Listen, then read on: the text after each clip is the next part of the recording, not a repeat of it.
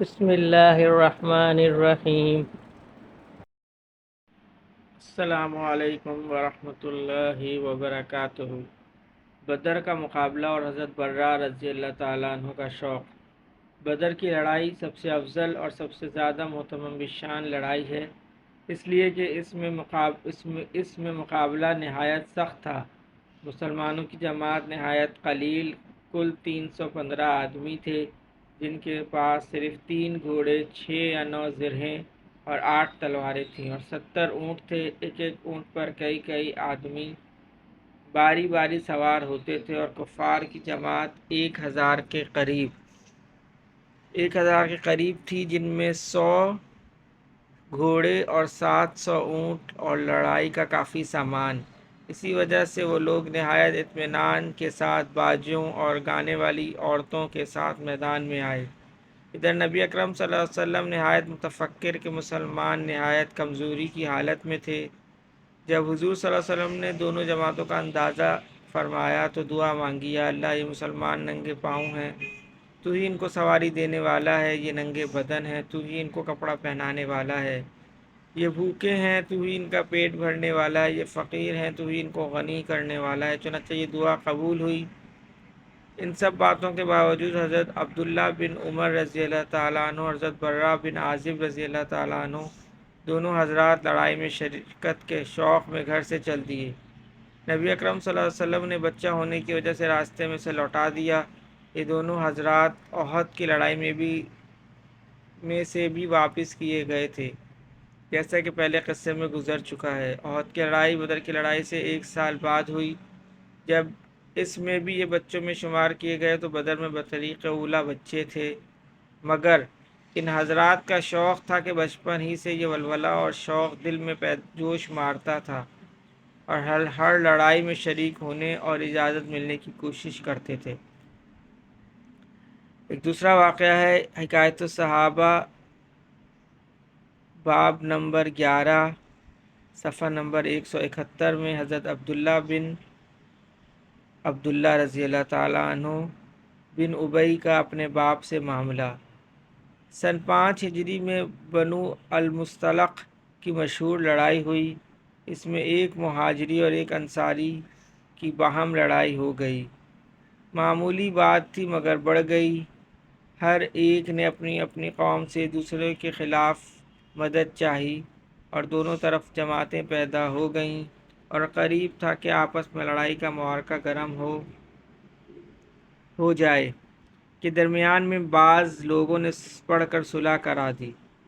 عبداللہ بن ابی منافقوں کا سردار اور نہایت مشہور منافق اور مسلمانوں کا سخت مخالف تھا، مگر چونکہ اسلام ظاہر کرتا تھا اس لیے اس کے ساتھ خلاف کا برتاؤ نہ کیا جاتا تھا، اور یہی اس وقت منافقوں کے ساتھ عام برتاؤ تھا۔ اس کو جب اس قصے کی خبر ہوئی تو اس نے حضور اکرم صلی اللہ علیہ وسلم کی شان میں گستاخانہ لفظ کہے، اور اپنے دوستوں سے خطاب کر کے کہا کہ یہ سب کچھ تمہارا اپنا ہی کیا ہوا ہے۔ تم نے ان لوگوں کو اپنے شہروں میں ٹھکانہ دیا، اپنے مالوں کو ان کے درمیان آدھو آدھ بانٹ لیا۔ اگر تم ان لوگوں کی مدد کرنا چھوڑ دو تب بھی سب چلے جاویں، اور یہ بھی کہا کہ خدا کی قسم ہم لوگ اگر مدینہ پہنچ گئے تو ہم عزت والے مل کر ان ذلیلوں کو وہاں سے نکال دیں گے۔ حضرت زید بن ارقم رضی اللہ تعالیٰ عنہ نوعمر بچے تھے، وہاں موجود تھے۔ یہ سن کر تاب نہ لا سکے، کہنے لگے خدا کی قسم تو ذلیل ہے، تو اپنی قوم میں بھی پھر ترچھی نگاہوں سے دیکھا جاتا ہے، تیرا کوئی حمایتی نہیں، اور محمد صلی اللہ علیہ وسلم عزت والے ہیں، رحمان کی طرف سے بھی عزت دیے گئے ہیں، اور اپنی قوم میں بھی عزت والے ہیں۔ عبداللہ بن ابی نے کہا کہ اچھا چپ کا رہ، میں تو ویسے ہی مذاق میں کہہ رہا تھا، مگر زید رضی اللہ تعالیٰ عنہ نے جا کر حضور اکرم صلی اللہ علیہ وسلم سے نقل کر دیا۔ حضرت عمر رضی اللہ عنہ نے درخواست بھی کی کہ اس کافر کی گردن اڑا دی جائے، مگر حضور صلی اللہ علیہ وسلم نے اجازت مرحمت نہ فرمائی۔ عبداللہ بن ابی کو جب اس کی خبر ہوئی کہ حضور صلی اللہ علیہ وسلم تک یہ قصہ پہنچ گیا ہے تو حاضر خدمت ہو کر جھوٹی قسمیں کھانے لگا کہ میں نے کوئی لفظ ایسا نہیں کہا۔ زید رضی اللہ تعالیٰ عنہ جھوٹ نقل کر دیا۔ انصار کے بھی کچھ لوگ حاضر خدمت تھے، انہوں نے بھی سفارش کی کہ یا رسول اللہ صلی اللہ علیہ وسلم، عبداللہ قوم کا سردار ہے، بڑا آدمی شمار ہوتا ہے۔ ایک بچے کی بات اس کے مقابلے میں قابل قبول نہیں۔ ممکن ہے کہ سننے میں کچھ غلطی ہوئی ہو یا سمجھنے میں۔ حضور صلی اللہ علیہ وسلم نے اس کا عذر قبول فرما لیا۔ حضرت زید رضی اللہ تعالیٰ عنہ کو جب اس کی خبر ہوئی کہ اس نے جھوٹی قسموں سے اپنے آپ کو سچا ثابت کر دیا اور زید رضی اللہ تعالیٰ عنہ کو جھٹلا دیا، تو شرم کی وجہ سے باہر نکلنا چھوڑ دیا۔ حضور صلی اللہ علیہ وسلم کی مجلس میں بھی ندامت کی وجہ سے حاضر نہ ہو سکے۔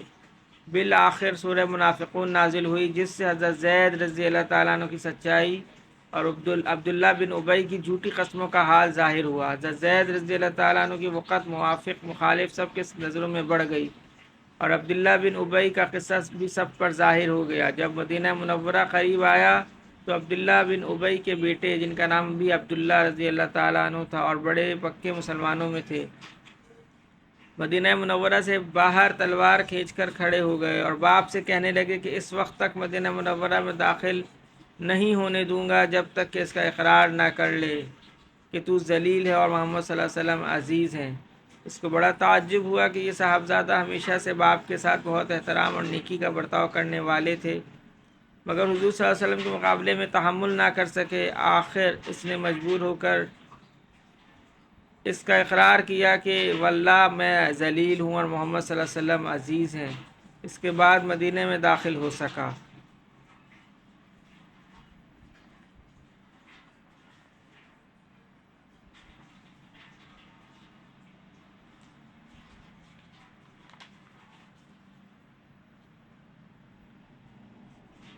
فضائل نماز اور پیج نمبر 295۔ حضرت ابو ذر رضی اللہ تعالیٰ عنہ فرماتے ہیں کہ ایک مرتبہ نبی اکرم صلی اللہ علیہ وسلم سردی کے موسم میں باہر تشریف لائے اور پتے درختوں پر سے گر رہے تھے۔ آپ صلی اللہ علیہ وسلم نے ایک درخت کی ٹہنی ہاتھ میں لی اور اس کے پتے اور بھی گرنے لگے۔ آپ صلی اللہ علیہ وسلم نے فرمایا، اے ابو ذر، مسلمان جب اخلاص سے اللہ کے لیے نماز پڑھتا ہے تو اس کے گناہ ایسے ہی گرتے ہیں جیسے یہ پتے درخت سے گر رہے ہیں۔ فائدے میں حضرت فرماتے ہیں، سردی کے موسم میں درختوں کے پتے ایسی کثرت سے گرتے ہیں کہ بعض درختوں پر ایک بھی پتا نہیں رہتا۔ نبی اکرم صلی اللہ علیہ وسلم کا پاک ارشاد ہے کہ اخلاص سے نماز پڑھنے کا اثر بھی یہی ہے کہ اس کے سارے گناہ معاف ہو جاتے ہیں اور ایک بھی نہیں رہتا۔